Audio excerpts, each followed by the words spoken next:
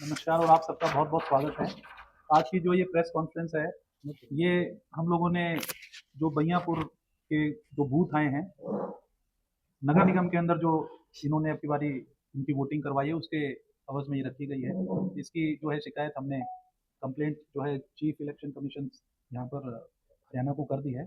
और क्योंकि ये जो था एक दिन पहले ही हमें पता चला था, शनिवार को ये पता चला गया जब वहाँ बस्ती पहुँचे कि यहाँ पर भी वोटिंग होगी। और मौजूदा उसमें आप जानते हैं कि वहाँ पर जो है सरपंच हैं और दोनों चीज़ें कॉन्ट्राडिक्टरी हैं, तो इस संबंध में ये प्रेस रखी गई है। तो अब मैं अनुरोध करूँगा कमल दीवान जी से, जो प्रत्याशी हमारे सोनीपत से मेयर के कांग्रेस पार्टी की तरफ से, ये इसके बारे में थोड़ा बोलें और उसके बाद फिर हम क्वेश्चन आंसर्स लेंगे आपके। थैंक यू जी। नमस्कार जी, सारे प्रेस वालों को हाथ जोड़ के नमस्कार। जैसा कि आपको पता है कि 2 तारीख को 2 मार्च को जो है उपचुनाव हुआ था मेयर प्रत्याशी का सोनीपत में, जिसमें मैं इंडियन नेशनल कांग्रेस का कैंडिडेट था और भाजपा के थे। उसके अलावा 4-5 कैंडिडेट और भी थे अदर पार्टीज के। और सारा चुनाव जिस दिन होने वाला था 2 तारीख को, तो 1 तारीख को शाम को जो पता लगा कि जो बइयापुर गांव है उसको जो है नगर निगम में जोड़ दिया गया और उसकी जो है पर्चियां बट गई वहाँ पे। हम लोग वहाँ शाम को गए गांव में, मैं और हमारे पूर्व विधायक सुरेंद्र पवार जी वहाँ जाके लोगों को मिले। तो लोगों को समझ नहीं आ रहा था कैसा क्या करना है, लेकिन हम उनसे मिले जाके और उनको बोला और हमने फिर जाके प्रशासन में बात करी। तो ये जो एक आर्टिकल छपा था उस दिन दैनिक जागरण में, जिसमें हमारे डीटीपीओ थे और निगम के पॉइंट कमिश्नर और हमारे डीसी साहब, ये आर्टिकल छपा था। इसमें तीनों ने अलग अलग तथ्य दिए थे, दैनिक जागरण में छपा था। तो इसमें तीनों ने अलग अलग तथ्य दिए थे। फिर चुनाव संपन्न हुआ और उसके बाद हमने जो है उसकी पूरी इंक्वायरी करी, हमारी लीगल टीम के साथ स्टडी करी। लीगल टीम उस पर पूरा स्टडी कर रही है क्या। और ये जो है बइयापुर गांव है, 3 जुलाई 2015 को नोटिफिकेशन नंबर 18/82/2015 3 का 1 में जो है ये नोटिफिकेशन हुआ था, अधिसूचना हुई थी, जिसके तहत इसको नगर निगम के अंदर लिया गया था।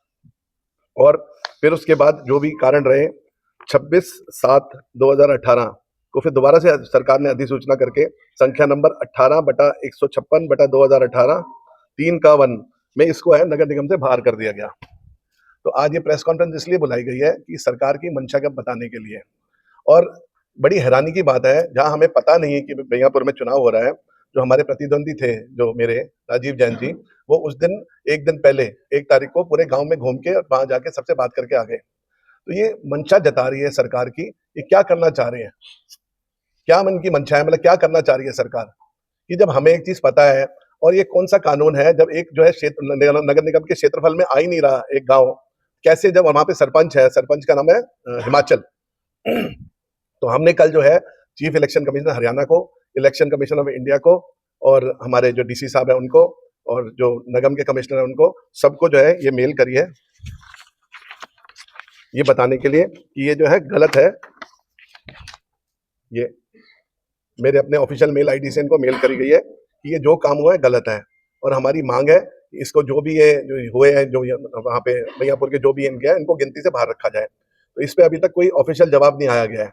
तो ये जनता को बताने के लिए, हमारे पूरे देश को बताने के लिए प्रेस कॉन्फ्रेंस करी गई है कि देखिए कितना गलत काम हो रहा है, कितनी मतलब मिसमैनेजमेंट है और क्या मंशा है सरकार की इसके पीछे, कि कैसे एक जो गांव है, जो जहाँ पे सरपंच है, पंचायत के अंडर है, और हमारे जो है अपना ये हमारी सरकार वहां पे नगर निगम में उसको लेके पर्चियां बांट के, और कितना बड़ा फ्लॉ है, ब्लंडर है सरकार की तरफ से। अब आपकी क्या मांग है? देखिए, हमारी सिर्फ एक ही मांग है, जो बइयापुर गांव नहीं है, जो हमारे इसमें नहीं आता, जो पंचायत के उस अंडर आता है, तो उसके जो जो उनके बॉक्सेज है उनकी काउंटिंग नहीं करनी चाहिए, उनको बाहर रखा जाए। बस यही हमारी मांग है, और कोई नहीं। बाकी सारा हाँ जी, मैंने बिल्कुल लिखित में दिया है। आप इंग्लिश में है, अगर आप कहेंगे तो मैं पढ़ के सुना सकता हूँ आपको। तो मैंने लास्ट की लाइन बता देता हूँ। It is prayed that the votes casted in village Baiyapur booth number 228, 229, 230, 231, 232 be spared from counting so that free and fair poll process is done. ये मैंने लास्ट में लिखा है और इसमें पूरा हवाला दिया गया है, ये आप लोग देख सकते हैं। पूरा ये मेल भेजी गई है, इसमें सबको जो है एड्रेस करी गई है, इलेक्शन कमीशन ऑफ इंडिया और चीफ इलेक्शन कमिश्नर हरियाणा और हमारे जो है डीसी हैं सोनीपत के, हमारे जो कमिश्नर हैं यहाँ के, सबको जो है ये सीसी भेजी गई है। लेकिन अभी तक किसी का भी कोई उत्तर नहीं आया है। कल शाम को ये मेल भेजी गई थी और 6 बजे मैंने मेल भेजी थी कल ये। और मेरी ऑफिशियल आईडी से भेजी गई थी। और जो आप इलेक्शन से पहले डीसी से मिले थे, आपने बलियापुर जो बताई थी, आपने बताया, तो उससे क्या बात हुई? देखिए, हमारी कोई मुलाकात नहीं हुई डीसी साहब से किसी से, क्योंकि ये जो 1-2 तारीख का पोल था, हम लोग अपने चुनाव की तैयारियों में लगे हुए थे सारी अपनी टीम के साथ अगले दिन की, तो हमें समय ही नहीं मिला। लेकिन हमारे प्रतिद्वंदी के पास इतना समय था, उनको हर चीज की इन्फॉर्मेशन थी कि बहियापुर जो है इसमें ऐड कर लिया गया है। अब आप एक बात बताइए, जो गांव जो पंचायत के अंडर आता है वो नगर निगम के अधीन कैसे उस पर पोलिंग कराई गई? और अगर उनको पता था तो हमें क्यों नहीं पता लगा? हम भी जाके दौरा करते तो हो सकता है ये नौबत ना आती। वैसे तो बात ही गलत है, होना ही नहीं चाहिए, जो है ही नहीं अंडर नगर निगम के अधीन ही नहीं है, वहां पोल कैसे करा सकते हैं? अपने हिमाचल जो वहाँ के सरपंच उनका नाम है, उनका क्या रोल है? उनका कोई रोल नहीं, मुझे कल सूत्रों के हवाले से पता लगा, वो कल गए थे वहां पे डीसी ऑफिस में, मिल के आए हैं डीसी साहब से। बाकी इतना मुझे उनके बारे में पता नहीं, क्योंकि वो वैसे भी थोड़ा बीजेपी के जो है समर्थक है।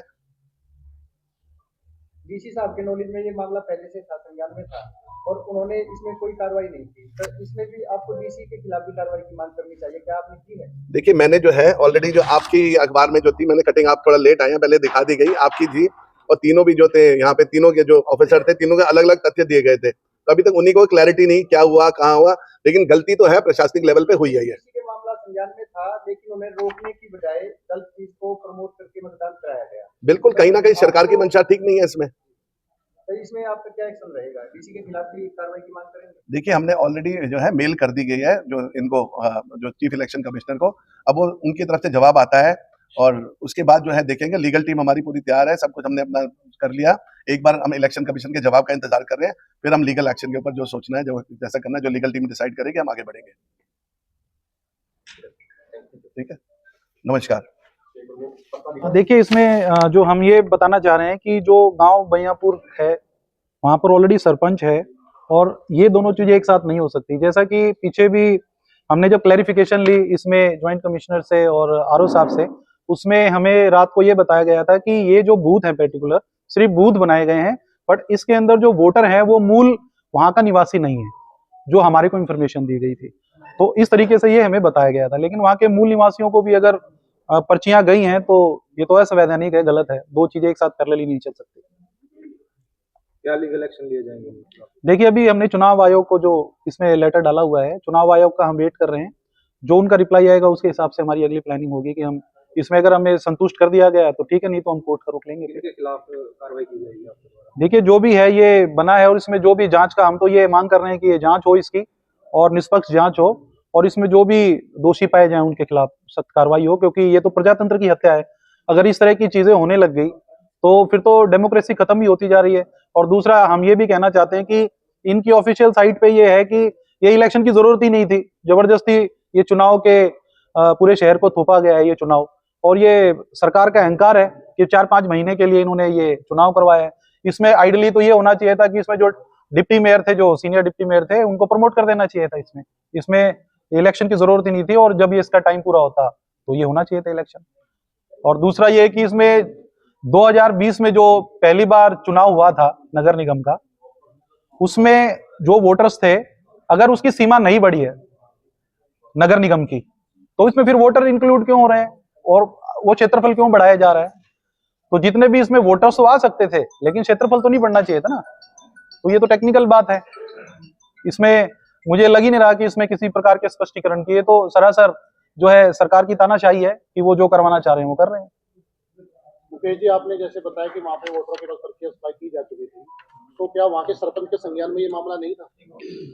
ऐसा लगता तो नहीं कि उनके संज्ञान में ना हो, क्योंकि जब पर्चियां बढ़ती हैं, और जैसा कि हमारे प्रत्याशी जी ने भी बताया कि इनको सूत्रों से पता चला कि वो वहां पर कैंपेन भी कर रहे थे, और हमें ये पता ही नहीं था कि वहां पर जो है वो वोटर्स लिए जाएंगे, तो ये कैंपेन कर ही नहीं पाए।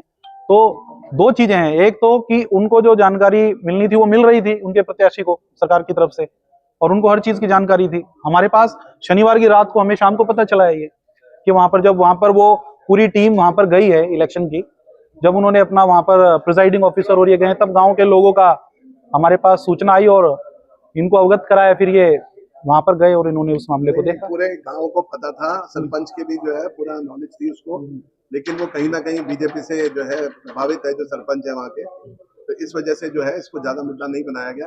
कल भी जाके उनको जो है प्रेस कॉन्फ्रेंस करनी थी या बुलाना चाहिए था, सरपंच की ड्यूटी थी, क्योंकि जहाँ पे पंचायती राज के हिसाब से प्रणाली से चुनाव हुआ है, वो होने के बावजूद उसको नगर निगम में कराया जाए तो उसकी सरपंच की कुर्सी के लिए भी खतरा है उसको।